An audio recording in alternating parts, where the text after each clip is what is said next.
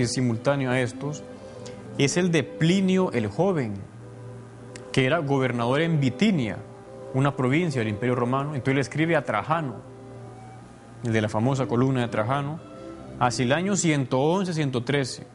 Le escribe diciéndole que un gran número de personas solía reunirse un día establecido antes del alba para cantar alternamente un himno a Cristo como a un Dios. O sea que se reunían un día establecido, que como ya sabemos es el domingo, el dies Domini, el día del Señor, y esos cantos de alabanza a Cristo se hacían dentro de una celebración llamada Eucaristía, fracción del pan, la Santa Misa. Por lo tanto vemos cómo en los ambientes paganos hay también noticias, hay textos que explican que Cristo existió. Pasamos en este segundo momento a las fuentes judías. Los judíos contemporáneos o un poco después de Cristo, ¿qué decían de él? Hay un famoso historiador llamado Flavio Josefo. Escribió una obra que se llama Antigüedades Judaicas o Judías, hacia el año 93-94. Y en esa obra habla de Santiago el Menor, uno de los apóstoles, diciendo que era hermano de Jesús llamado Cristo. Así, hermano de Jesús. Ya sabemos, y veremos en otra clase, que en aquella época, en el lenguaje de los judíos hebreos, la palabra hermano significaba también primos, tíos, era un concepto mucho más amplio. Pasamos a otro texto de este ámbito de fuentes judías. Es un escrito llamado Talmud de Babilonia, es un tipo de literatura judía. Se lee en ese Talmud lo siguiente: el día señalado para la ejecución, antes de la fiesta de la Pascua, se suspendió en un patíbulo a Jesús de Nazaret por haber seducido y engañado a Israel con sus encantamientos. O sea, es la visión que da este texto judío. Por supuesto, no está negando que existió. Lo que pasa es que para ellos lo que Cristo hacía era engaño, porque se presentaba como el Hijo de Dios. En otra clase veremos que sí, era el Hijo de Dios y no era engaño, sino lo que pasa era que costaba ver o entender que aquel hombre que parecía normal y corriente era de verdad el Hijo de Dios, pero lo demostró con sus obras. Y finalmente, dentro de estas fuentes judías, tenemos una obra que se llama Diálogo con el judío Trifón. Está escrita por un cristiano llamado Justino. Él era filósofo. Nació en el año 100 después de Cristo. Y al poco tiempo fue bautizado cristiano, se convirtió al cristianismo. El nombre de él ahora es San Justino, porque murió mártir San Justino. San Justino escribió una obra al emperador llamada Las Apologías, y junto con esa obra otra llamada Diálogo con el judío Trifón. Ahí él inventa un personaje y pone en boca de Trifón lo que decían los judíos de aquella época. Decían: Jesús, el Galileo, suscitó una secta impía y enemiga de la ley. Nosotros lo crucificamos. Sus discípulos robaron su cadáver durante la noche y engañan y seducen a los hombres diciendo que resucitó y subió a los cielos. Bueno, ya San Justino recogía lo que algunos decían como críticas para Jesús. Pero aquí quería referirme a un aspecto, y es que esos testimonios nunca ponen en duda la existencia de Jesús. ¿Por qué? Porque existió, porque lo vieron. Otra cosa es que no creían en su divinidad, pero ninguno duda en que Cristo existió. Finalmente llegamos a esta tercera parte, que es la más profunda e interesante de este programa de hoy sobre Jesucristo, sobre si existió, si era un mito, una realidad, que es precisamente el Nuevo Testamento. El Nuevo Testamento, los evangelios, ¿qué tan fiables son? ¿O qué tanto podemos nosotros tener certeza de la verdad que ahí se da?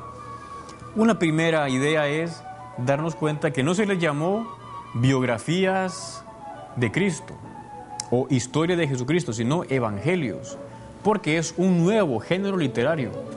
Es una narración que parte de una visión de fe. O sea, aquellos hombres escriben habiendo ya creído que Jesucristo es el Hijo de Dios. No simplemente una biografía tal cual, o una historia, es un evangelio. Un ejemplo que ponía un profesor en España era el siguiente. Dice, ¿qué es más fiel para transmitir lo que está pasando? ¿O qué hubiera sido más fiel? ¿Una foto a Cristo crucificado? ¿O esos cuadros que nos presentan a Cristo crucificado, con una especie de corona como radiante, con Dios Padre que está sosteniendo la cruz, el Espíritu Santo que está bajando, con la sangre que sale de su costado abierto y que es recibida por los ángeles?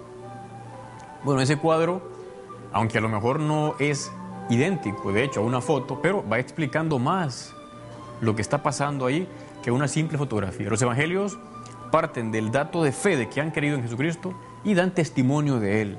Son muy fiables. ¿Cómo podemos nosotros garantizar esa fiabilidad del texto que nos ha llegado ahora? Básicamente, fijémonos en lo siguiente, o consideremos.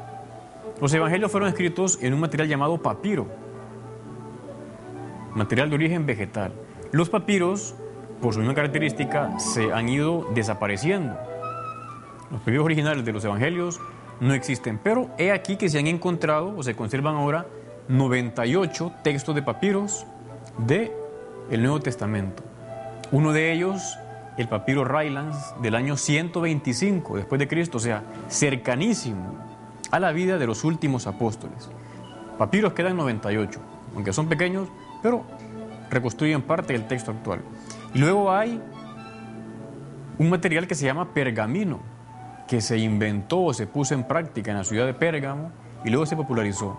Los pergaminos, más bien de origen animal, permitían también escribir y se conservan y duran mucho más.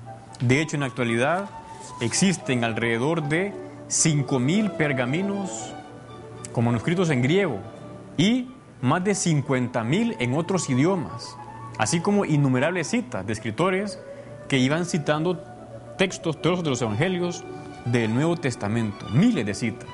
Es un dato muy interesante que nos dice cómo nosotros podemos llegar a esa con cercanía al texto original. A veces es bueno hacer contrastes. ¿Qué pasa en otras obras de la literatura? Por ejemplo, Sófocles, que es un gran dramaturgo griego que vivió más o menos como en el siglo V, VI antes de Cristo. Pues de Sófocles no llegan ni a 100 los textos más antiguos que se conocen y son todos como del siglo XIII después de Cristo. O sea que entre Sófocles y nosotros, o los textos más antiguos, hay más o menos como 1700 años. En cambio, entre Cristo y los evangelios hay apenas unas cuantas décadas, cerquísima. Otro ejemplo es Platón y Aristóteles. Las obras más antiguas que se conocen de ellos, los manuscritos, son más o menos alrededor del siglo VIII, IX, la Edad Media, y no llegan ni al millar. Si los comparamos con los 98 papiros, los 5.000 pergaminos en griego, los 50.000 en otros idiomas, llegamos a la conclusión de que los evangelios, el Nuevo Testamento, es el libro de la antigüedad mejor documentado. O sea, no hay libro en la antigüedad mejor documentado que estos, precisamente porque era tan importante ese mensaje de salvación que la gente comenzó a copiarlo y lo difundió a otras muchas personas. Fiabilidad del texto, pero también es bueno preguntarse, bueno, ¿no será que estos, los que los redactaron, fueron inventando cosas? De hecho, parte de la crítica racionalista dice que los apóstoles inventaron o idealizaron a Jesús y de ahí surgió un mito, una leyenda. O sea que hubo un proceso como de algunos siglos para que se formara ese mito, esa leyenda. Es falso, eso es falso, ya está demostrado. ¿Por qué? En primer lugar porque ya hay escritos del inicios del siglo II, donde se ve o se cuenta lo que el Señor decía y hacía. O sea, no hubo tiempo para que se fuera creando un mito o una leyenda. Luego, porque ahí se narran sitios geográficos, datos que coinciden con los de Palestina, precisamente de aquella época. Porque además los apóstoles no aparecen ellos mismos idealizados en esas obras. Ellos aparecen con errores, se equivocan, son rudos, tienen poca fe. Además no buscan como exaltar continuamente la divinidad de Cristo. Los milagros son, diríamos, como pocos y comedidos. Cristo mismo, cuando un demonio confesaba la divinidad de él, le mandaba a callarse. O sea, no hay como una obsesión por ir ahí